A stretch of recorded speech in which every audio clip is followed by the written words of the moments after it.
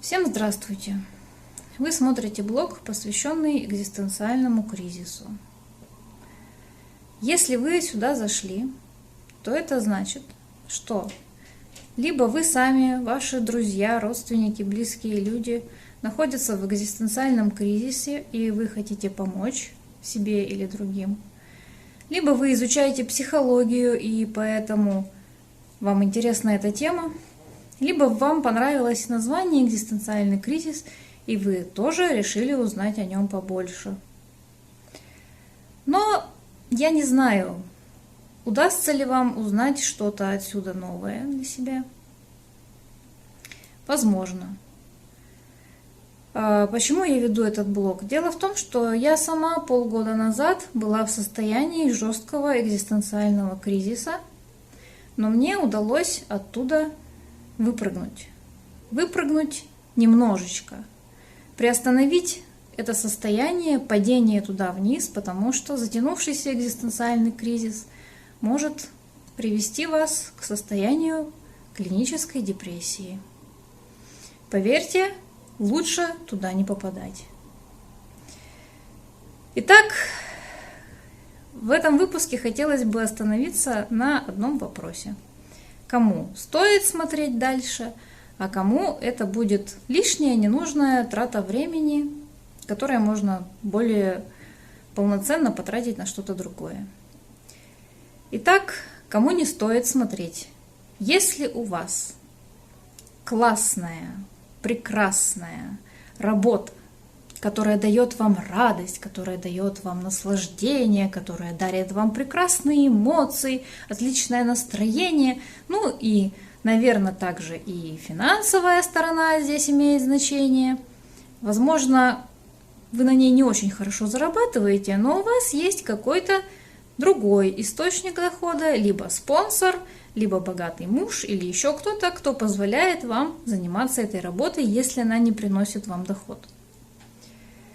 Если же у вас такая работа, то вряд ли экзистенциальный кризис вам вообще угрожает. Поэтому вам не стоит смотреть дальше и писать желчные, гневные комментарии, что мы тут все дурака валяем, и что это за ерунда вообще, и так далее, и тому подобное.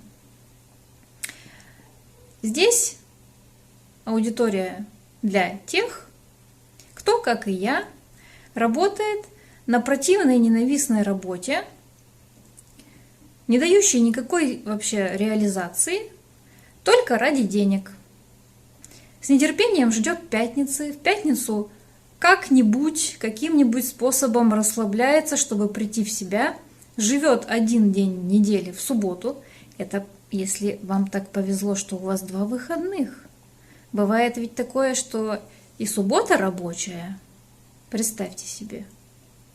Так вот, в субботу еще как-то можно жить. 1 день в неделю. А воскресенье уже отравлено.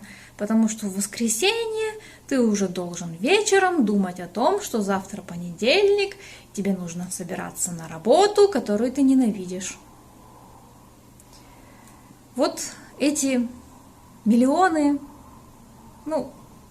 может быть, когда-нибудь, людей и являются аудиторией, которой, может быть, будет полезно посмотреть в дальнейшем этот блог и сделать для себя определенные выводы, особенно если вы чувствуете, что у вас начинается или уже случился экзистенциальный кризис.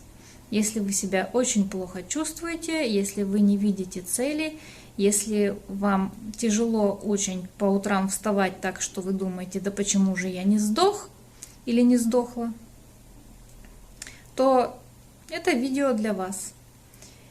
И в нем я расскажу, каким образом мне самой без помощи психолога,